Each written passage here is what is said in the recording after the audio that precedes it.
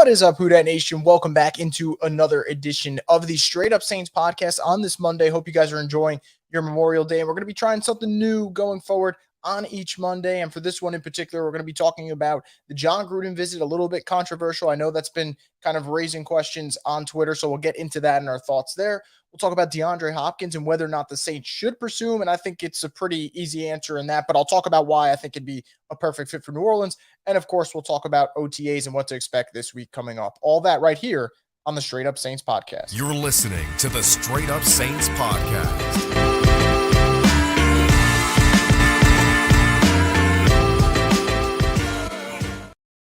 Once again, welcome back into a Monday edition of the Straight Up Saints podcast. And this program is brought to you by Scott Vicknair Injury Lawyers. Have you been injured in any kind of accident, car, truck, 18-wheeler, or hurt offshore? Scott Vicknair handles it all. You can give him a call at 504-500-1111 for a free consultation. That's right, a free consultation. He'll always fight for the win. So like I said, it's Monday. We're going to try this new thing where every Monday we're going to bring you a live morning show. Maybe it might not be as early as this Monday, but it's Memorial Day. People got things to do. Let's get to it. So as always, since it will be live, if you guys want to send in comments, I'll get to them. I see you guys as always leaving stuff, and I do appreciate it greatly. And I said we're going to kick it off with Jon Gruden. So let's talk about Jon Gruden and what the Saints did this past week. And it was first reported by Jeff Duncan that the New Orleans Saints brought in Jon Gruden for a visit to help install the offense due to some familiarity with Derek Carr. He coached him from 2018 to 2021. So there is that definitely familiar face in that regard. And him and Carr obviously had a pretty good relationship on the football field, especially towards that 2021 season before Gruden came out. So why is it controversial? Why is this a move that has half of Twitter enraged right now? It's kind of for good reason. Jon Gruden's a guy who got ousted from the NFL because emails that featured racist and homophobic language came out. And I think when someone does that, especially in emails, they're probably trying to show you behind closed doors who they are, and they're pretty open about it. And I think for the Saints, the one good thing here, and I think it's important to note, Jon Gruden is not on the Saints staff. He's not on the Saints staff. They brought him in for a week. This is traditional practice in the NFL with bringing in coaches. The one that makes it interesting and the one that makes it controversial is the fact that it is Jon Gruden, because this is a coach who, despite his success, despite his history in the NFL, there is that kind of red flag of why he was ousted from the league in the first place. And the way I look at it, would I have brought Gruden in? Probably not, because I think you have to be smart knowing what type of backlash you will receive if you make that move. That being said, again, he's not going to be on the coaching staff. And I know it sounds terrible, but I think at this point, as I get older and I watch the NFL more and I start to really, become realistic about watching the game, I think teams are always looking for an edge. And the Saints probably, in some degree, thought bringing in Jon Gruden to install the offense is going to give them an edge. It's going to help them speed up the process for Derek Carr. And that's why they did it. They did it because they thought they'd get a competitive edge. Just like last year, a bunch of teams went after Deshaun Watson, despite how tricky and messy his off-field situation was, because I thought, hey, Deshaun Watson's going to give us a competitive edge on Sundays. So I'm not saying it's right. All I'm saying is NFL teams have proven time and time again when it comes to morals and stuff like that, they put it to the side because the main goal is winning. So for New Orleans to bring in Jon Gruden, they clearly think that at some level for that week of installing the offense, he's going to help them. And that's the way I think they see it. And that's probably all there is to it. But I will say this, and I think this is important when talking about this. If people are upset on Twitter, if Saints fans are mad and they're kind of blasting the team, I don't think you can blame those people for getting upset. There's nothing wrong with as a fan, expressing your concerns at a guy who, like I said, sent emails with racist, with homophobic language in it, is if they're getting insulted. Because at some level, you are going to insult the demographic, the communities that he insulted by bringing him in. I think there always is that damned if you do, damned if you don't type of thing. And for fans who don't care, on the flip side of it, that's your opinion. I'm not going to blame fans for that. All I say for stuff like this is be understandable as to why people are upset about it, because there is good reason why they're upset about it. That being said, it seems like this is a 1 week thing. It doesn't sound like he'll be back. Now, OTAs are coming up, and we're going to talk about that in just a little bit. So maybe Jon Gruden is back for longer than 1 week, but he's not on the staff, and I think that's good in terms of avoiding any type of huge red flags and headlines and distractions. But if it helped the offense, and that's what they probably thought, that's what they did. So that's where I'm kind of at with it. Do I like Gruden? No. Do I understand why the team did it? Kinda. Do I also agree / understand why people are upset? Absolutely. And that's the way I see it. And that's how I'm going to drop it there because I think it's pretty simple. Like people said, he's there for offensive purposes. He's there to help install the offense. He's there to help Derek Carr get to where he needs to be for the Saints to be successful. And if that's what the Saints think the goal is, they'll always take that chance to bring him in. And look, everyone complained about the offense last year. They're technically trying new things. It's just not the thing that people want them to try. So like I said, kind of damned if you do, damned if you don't. Now let's get into something that was not controversial and something that we'll spend a little bit more time on here, and that's DeAndre Hopkins. So DeAndre Hopkins has been mentioned in a gazillion trade rumors this offseason, some with the Bills, some with the Chiefs, some with the Ravens, and nothing ever happened. Nothing happened. And we're all sitting there on Friday getting ready for Memorial Day weekend, wondering what's next for us, not really DeAndre Hopkins. And the news breaks that he gets released. And my first thought is the Cardinals are taking for Caleb Williams. That was my initial thought because releasing a guy like DeAndre Hopkins just seems like malpractice. But then you get into the other aspect of it of where is he going next? And I know that all the talk is going to be about the Bills and about the Chiefs. And I'm sure to some degree people bring up the Jets because they have Rodgers, and some people might bring up the Giants because it's New York and they don't have a wide receiver one. But this isn't biased speaking. I do think the Saints present a decent landing spot for DeAndre Hopkins. And I think that the answer to this question, should they pursue him, I think it's a resounding yes. Now, let's get into what he wants. Let's get into why I think that could happen. And then we'll go from there. Let's start with wants. DeAndre Hopkins, according to multiple reports, is looking for stable management. He's looking for a quarterback who, in quotes, loves football. And he's looking for a top-tier defense. Those are the three things that they've been talking about. Do the Saints have those three things? Well, let's start off with stable management. The Saints have had the same GM for a long, long time with a stable owner, one of the most stable owners in the NFL, a loyal fan base, and a team that despite going 7-10, and we were talking about how disappointing last year was, they ran it back. They ran it back, and they instilled confidence in this group. They didn't just blow it up and act rash. So stable management. I think the Saints absolutely check off that box for DeAndre Hopkins. Quarterback who loves football. You don't have to love Derek Carr. You don't. But the guy does love football. You just, when you hear him speak, you know how important the game is to him. You know how important winning is to him.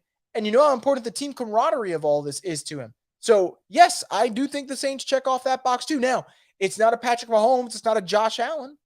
But they check off that box. The Saints aren't starting Andy Dalton at quarterback. So, I think box 2, check to New Orleans. Top-tier defense. On paper, yes. Coming off last year, yes. Having a defensive-minded coach who has done nothing but produce good defenses in New Orleans, yes. So, they check off all three boxes that DeAndre Hopkins wants to be checked off. Now, there's another aspect of this. DeAndre Hopkins does not want to get paid nothing for his services. He doesn't. He doesn't want to get paid pennies and nickels for his services.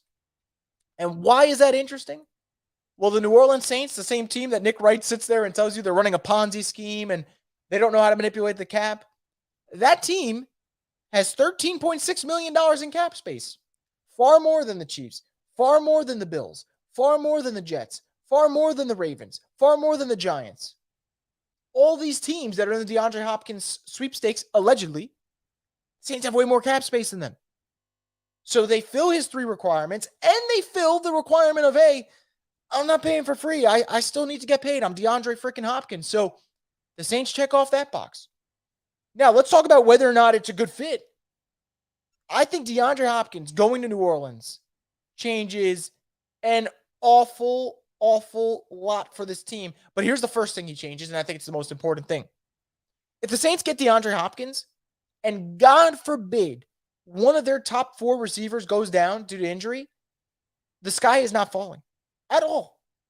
Look, I love Olave. I love Shaheed. I think they're taking year 2 jumps, especially Olave. But be honest with yourself. If Michael Thomas gets hurt again, and no one wants to see that, we'd all get upset about it. And we all start to go, I don't know about the receiving core now. Like, someone has to step up. If the Saints sign DeAndre Hopkins, and that situation, albeit we don't want it to happen, does unfold, Olave, Shaheed, D-Hop as your 3, those are your main three in that situation, you're still feeling pretty damn good. And let's say Michael Thomas is healthy. Which secondary is going to slow down a wide receiver group that has two physical, dominant, great receivers who do it all in Michael Thomas and DeAndre Hopkins, and then two guys on the outside with speed in Olave and Shaheed, which the other one in Olave has not just speed, wide receiver one capabilities. So I think bringing in DeAndre Hopkins, A, it's a no-brainer because the Saints are looking for talent. But B, here's the fascinating thing, right? I've been sitting here for months saying, and so have many others, obviously, the Saints should go after Hunter Renfrow. The Saints can pursue Hunter Renfrow. He'd give them that other weapon. I'm still not off that train. I think if the Saints could get Hunter Renfrow, that'd be great. DeAndre Hopkins is a free agent. You don't have to give up anything to get him, and you have a lot to gain from getting him. And I don't think DeAndre Hopkins is a top 5 wideout anymore. I think that ship has sailed. But is he top 20 still? I think he is when he's healthy. I think he'll make a big impact. I mean, the guy missed, 8 games last year, still had over 700 yards. So I think Hopkins would be a no-brainer for the Saints. He would give you a ton of comfort in that receiving group. And I think for New Orleans, I think that with the defense aging, there is a benefit to going in on offense, going all in on offense, and adding a lot. So I think for him, it makes a lot of sense. And now I don't think they're going to be his preferred choice. And I think that's important about this. To be realistic, I don't think they're his preferred choice. I think if the stars aligned, he'd choose Buffalo or he'd choose Kansas City. But the stars are not aligning right now. And money is a factor no matter how much players tell you it's not. It absolutely is. And the Saints can simply offer more money than these other teams. And if they bring in DeAndre Hopkins, guess what? All the excuses that we may give Derek Carr, they're off the table. And he's got to produce because he'd be looking around with a running back room of Alvin, Jamal Williams, and Kendra Miller, a wide receiver group of D-Hop, Michael Thomas, Chris Olave, Rashid Shaheed, and others, tight ends of Foster Moreau, Juwan Johnson, and your do-it-all player in Taysom Hill. That kind of seems fail-proof. You have to produce, and there will be no more excuses. There will also be no more excuses for Pete Carmichael. So I'm for them pursuing him. Do I think they're going to get him? I really don't know. I would lean towards no because I think at the end of the day, teams like the Bills and Chiefs will manipulate the cap enough to bring him in because he might be that missing piece to their championship puzzle. But do the Saints check off the boxes? Do the Saints make sense for DeAndre Hopkins? Resounding yes.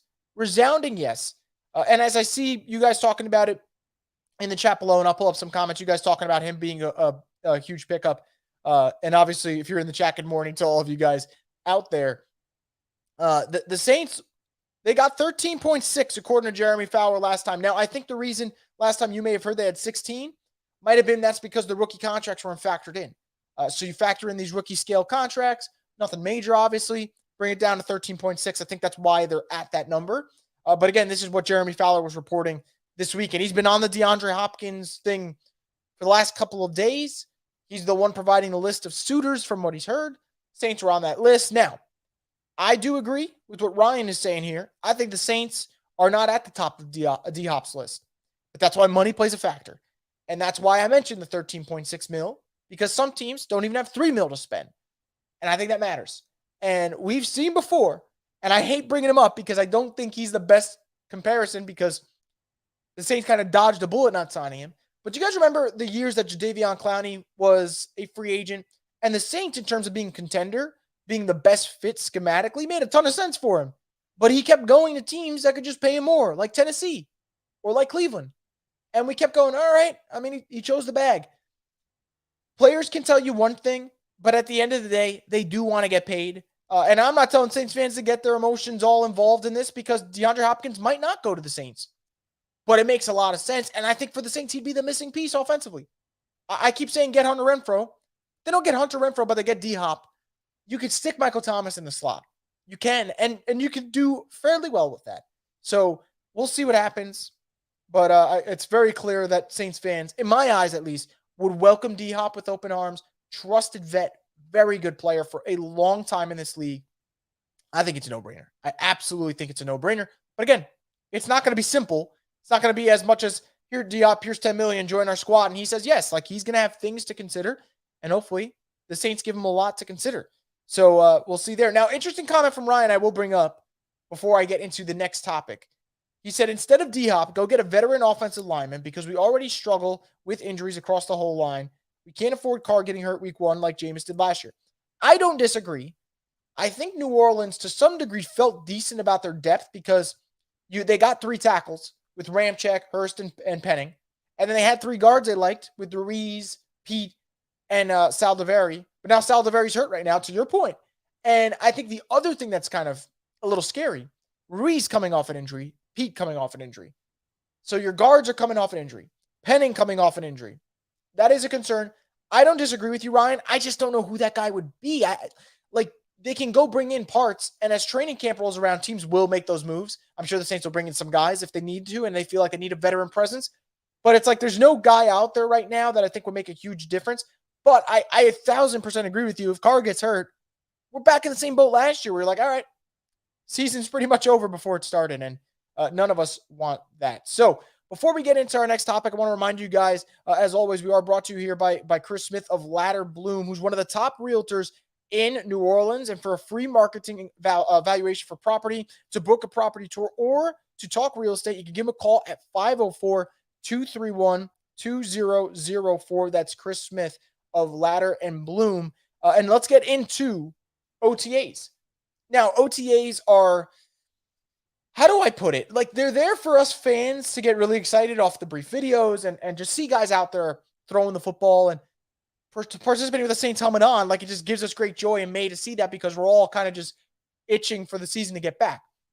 Now, there is the element of you're not going full speed, you're not really playing defense, and the competitive fire is not really coming out till probably training camp, but there are things you want to see. There's things you want to hear in OTAs. So let's talk about a couple things that I want to hear from OTAs, some things I want to see this week that could give us some clarity heading into the month of June. And the first thing that I want to talk about, and I think it's a very, very sneaky thing for New Orleans, Zack Baun, DeMarco Jackson, one of them has to step up this year.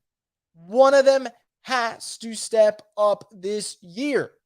We know what Demario Davis does. We know what Pete Werner does. The two of them are absolute dogs at linebacker. And I think for New Orleans, you feel great about that duo. What if one of them goes down?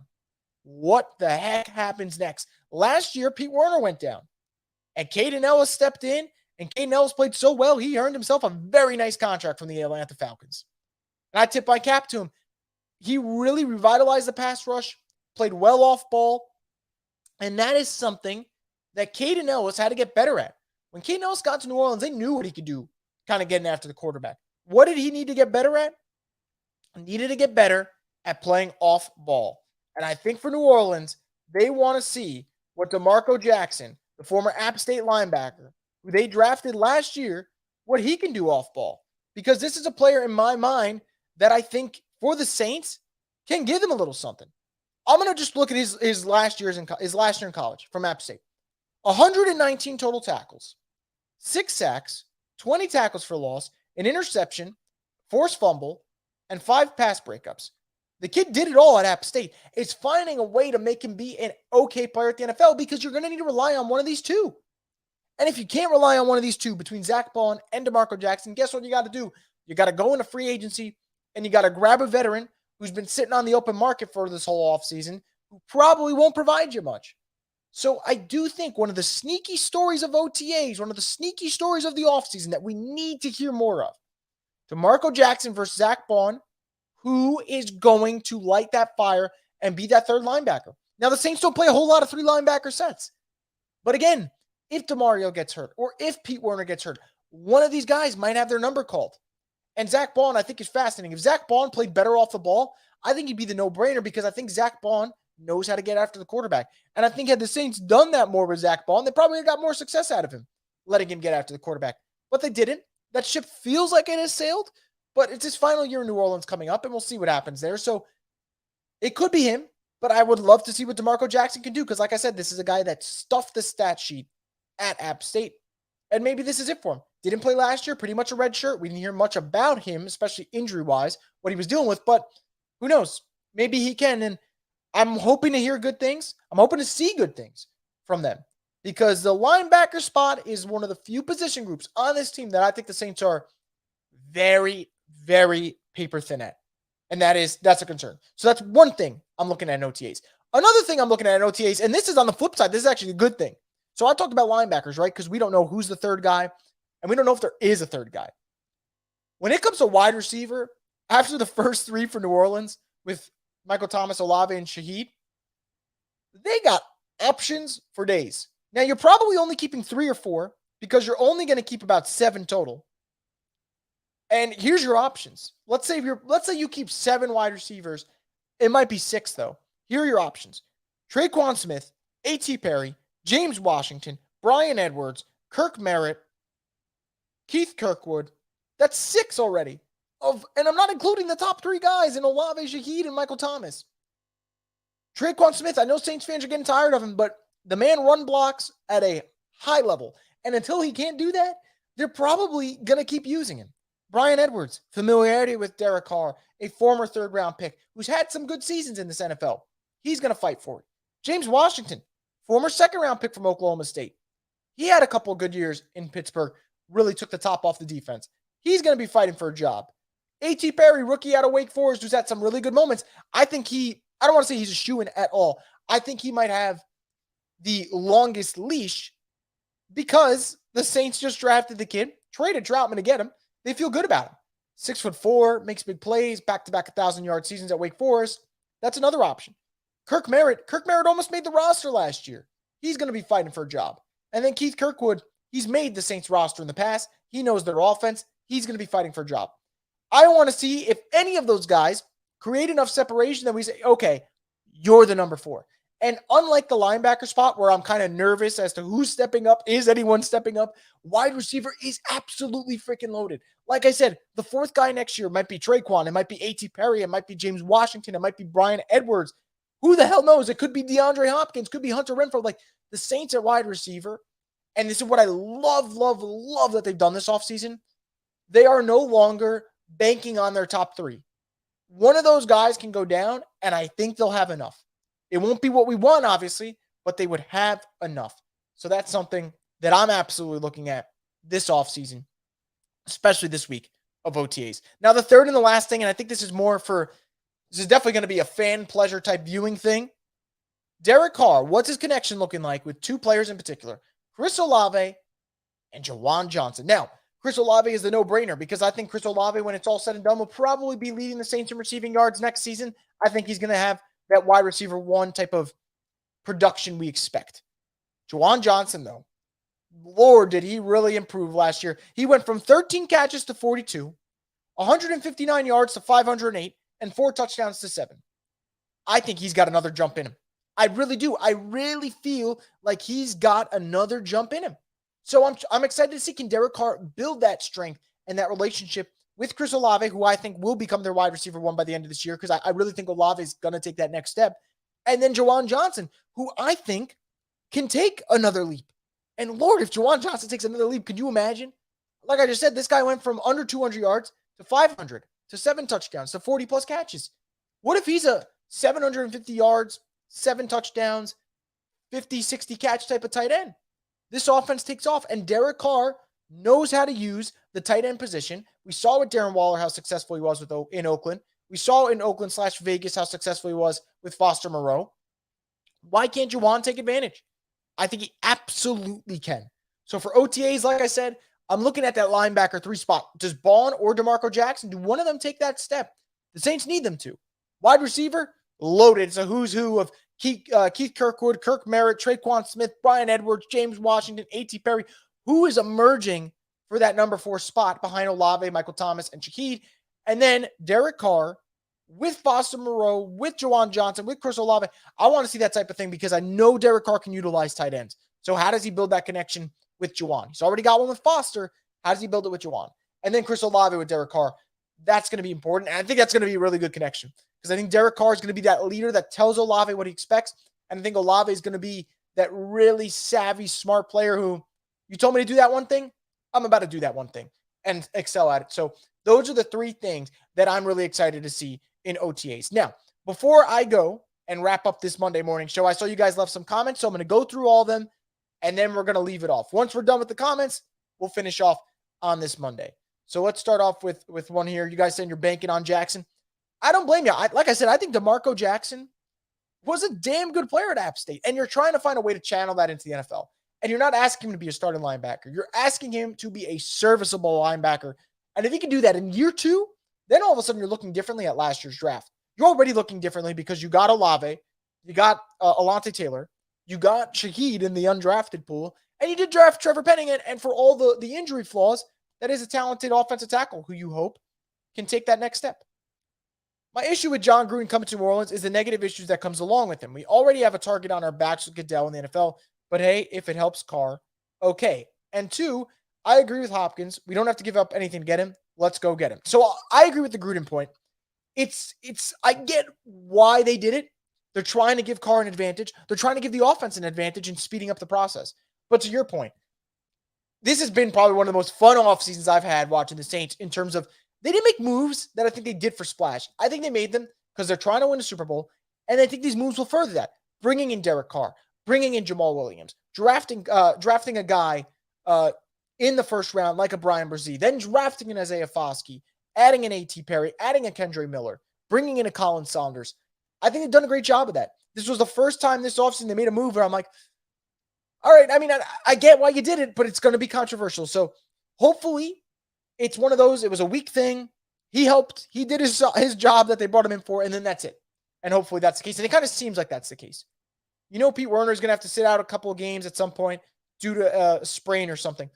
That's probably the case. And that's why I say DeMarco Jackson and Zach Bond, it's going to be way more important than people think. Because at some point, Pete probably will go down. And it might not be major. It might be a game or 2. But those 2 games, who's stepping up? Caden Ellis last year was so good that the Saints were able to take their sweet time with Pete Werner coming back. Caden Ellis really was fantastic. Now, problem was he priced himself out of New Orleans. That's how good he was. And I'm happy for Caden Ellis. And I hope he does well. Obviously not well against the Saints because he plays for the Falcons now. But you got to figure that out because Pete Werner has missed time, and it's become a recurring theme, unfortunately. Caught you live. Nice. Yeah, so for people who are listening, if you haven't heard before, starting every Monday moving forward, we're going to do live shows, similar format. What are the 3 big topics going on for the Saints, as well as any comments you guys put in. And when that wraps up, we'll be done. And we'll be doing this live throughout the offseason, and especially during the regular season. I think that'll be the most fun. If the Saints win that Monday morning, we'll have something to talk about on a Victory Monday. Or if they lose, I'm sure we'll have something to rant about. John asks, will Taysom get more reps at tight end or wide receiver? That's a fascinating question. I actually think that for Taysom, I don't know if that matters as much. I would imagine it'd be tight end, though, if I had to guess. But I don't actually think he's going to be utilized heavily as a tight end this year. I think the Saints, if they're really, really smart about it, utilize Taysom, what he's best at, running the damn football. Because I think having Foster Moreau and having Juwan Johnson, you do have those 2 tight ends. Think about it. Juwan from last year to this year should be even better. And if not, worst case, he stays the same. Adam Troutman and Foster Moreau is an upgrade. So you're already feeling better about the tight end group. I don't know if Lucas Kroll will make the roster. I know that's someone that people bring up. But let's say Lucas Kroll does. Kroll should be better. That's another one. The tight end room should be better regardless. So I don't know where he'll get more reps. I'll bring it up here, though. Let's kind of see what Taysom Hill did last year rep-wise for the Saints, because the Saints do have a decision to make with him in terms of how they're going to utilize him. And let's see what we got here with him. So he had 96 carries. That's an awful lot. And he had 9 receptions. So I really don't know. I really think the Saints are probably just going to utilize him in terms of being a running back, honestly, / quarterback. So he had 326 snaps on offense, 33% of the offense. And if he ran, like I said, 96 times, that's a good chunk. That's a good chunk of that number where he's running. So about 30% of the time when Taysom's on the field, he's getting the football and he's being a runner. So I'm not too worried about whether or not they put him at tight end or wide receiver. But if I had to guess, I think tight end makes a little bit more sense because, like I mentioned before, how many wide receivers do the Saints have? It's finally a luxury, which I'm glad to hear and see. Billy says Moreau is going to be nice. I 1,000% agree. First off, best story of the NFL offseason. Best story of the NFL offseason. The heartbreaking moment where he does find out that he has Hodgkin's lymphoma. Saints diagnose it. Ends up being in a situation where he doesn't have to go through the most grueling, life-altering treatment, but does get on the right track to being at OTAs, to signing with the Saints, getting that contract. how can you not? Like, awesome story, but he's also an awesome football player. And I think that the Saints are going to utilize him pretty well this year. And the fact that he does have that already relationship connection with Derek Carr just adds to it. Saints should bring in Yannick for more pass rush. I don't disagree with that. I actually couldn't believe, I guess I could believe because it's been a kind of recurring theme for him for some reason. But it's wild to think that he is a free agent because the one thing this man does is produce. No matter what team he plays on. Jaguars in 2019, he produces. Ravens in 2020, he produces. Then gets traded to the Vikings that same season. He produces. Raiders, he produces. Colts, 9.5 sacks last year. Yannick just balls, man. So I am a little surprised he's still a free agent. The Saints brought him in. There'd be nothing wrong about that. I think it'd actually be a smart move in terms of bringing in another pass rusher. But we'll see where they go. I would not hate that at all. So to get to your point, yeah, I think they should consider bringing him in.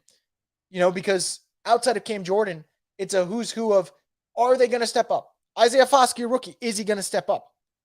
A guy in Peyton Turner, is he going to step up? Carl Granderson, great situationally, but can he be a starter? Kind of have my reservations there. So I would not mind them bringing in Yannick. Olave will have 1,200 to 1,300 receiving yards this season. I think that's fair. I think that's absolutely fair. I'm going to be honest. I think Olave would have more if the Saints didn't add so many weapons this offseason, which is what you want. You don't want your receiver to have 1,800 yards and no one else is there to help him on offense. We've seen that story before. Michael Thomas had over 1,700 yards during his record-breaking season in 2019. So I think Olave can have more than that, but I agree with you. I think that's the ballpark for him because, like I said, people gotta eat. Michael Thomas has to eat. Rashid Shaheed has to eat. Juwan's got to eat. Foster Moreau's got to eat. Alvin's got to eat. They got mouths to feed. So I don't think he'll get 1,500 yards. He's capable of it, but I agree. I absolutely agree with you. Great ballpark there.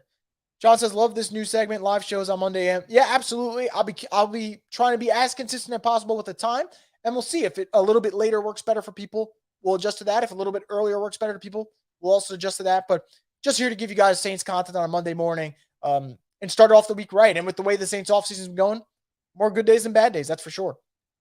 Taysom will feast at the goal line this year. The idea of Taysom Hill at the goal line with Jamal Williams next to him is nuts. As a defensive team, I don't know what you would do because Jamal Williams led the league in touchdowns last year, rushing touchdowns. He is arguably the top goal line back in the league. And then you got Taysom Hill, who when he's running downhill, QB power, you're screwed. You are absolutely screwed. There's nothing else I could say about it. Just get out of the man's way. That is all I could say about it. Because that duo right there, they'll be scoring a lot of touchdowns, especially at the goal line, if that's the case. So I agree with you. I think Taysom's going to feast this year in that role for sure, which I'd imagine he'll have. Jason says you hit the nail on the head with linebacker depth. That's going to be what gets us to the Super Bowl, in my opinion. It's our biggest question mark. It is the biggest question mark. Linebacker depth, even defensive end. Defensive end is more of a who's going to step up rather than a depth question because I think the Saints actually have depth on the defensive line. Linebacker, there's no depth. You love your starters. But again, like teams get hurt. I'd love the Saints to be in a situation where they stay healthy, but who knows if that happens. Gene says, love your show. I really appreciate that, guys. I really do. While Kendra had 17 touchdowns in college last year, Kendra's another one. Thank you for bringing up Kendra Miller. The Saints have backs at the goal line who could get it done. And what I love about that, and I'm not saying take away Alvin's touchdowns at all. Alvin got to be a touchdown machine. That's when he's at his best, obviously. Alvin is not going to be asked to do everything. And I think because of that, you're going to get Alvin at his best. I've always thought to myself, Alvin Kamara is at his best level when it's 15 to 18 quality touches. Not run him down like a workhorse back, 25 carries, hope he does well. He can do it, but that's not the best version of Alvin. The best version of Alvin, what is it? 15 carries, 3 receptions, 13 carries, 5 receptions, something like that. Something like that. So that's where I'm at with him. Ryan says, I forgot about Jamal. I can't wait to see him in Taysom reunion. It's going to be fun, man. Fun on the sidelines, fun in between the lines. And that's where it's going to get really physical, especially at the goal line. It's going to be dynamic there. Also, Quan, still free agent, would be a cheap linebacker add. He would. And again, guy that knows the system. I just don't know if the Saints want to go back to that well. They could. Quan was a guy who had 42 solo tackles last year. best football is probably behind him. So I don't know, but to your point, would be cheap, wouldn't cost a lot, and knows the system. So who knows? Maybe that's it for New Orleans. Maybe it is. Could also be a guy, like you guys mentioned, John Bostic, another free agent, knows New Orleans. We'll see what happens there. But those could be two names for sure that New Orleans could consider. But either way, they got to get it. Now, they'll get that answer after they see what the young guys can do. Because if Vaughn and DeMarco Jackson look good, you don't really have to worry about the veteran market. But they got to show you something for you not to go out there and get you something new. So we'll see what happens in that regard. But all right, guys, it has been a fun 30-plus minutes with you guys on this Monday morning. And before I go, I just want to remind you guys to enjoy the end of your Memorial Day weekend. Hope you guys have a great amount of fun this day, whether it's with friends, family, whoever it may be. And until then, make sure to subscribe to Boo Crew Media's YouTube page because we'll be doing more shows like this every Monday live where we'll do the 3 topics and we'll take your comments, questions, concerns, all that. It'll be a recurring thing for a long time, hopefully. And also make sure you're subscribed to Boo Crew Media because outside of Saints stuff, they also have great Pelicans content. They have great Tulane content, whatever you want to consume. They got it there. So make sure to subscribe. And as always, stay tuned for more content here on the Straight Up Saints podcast, the destination for the Who Dat Nation.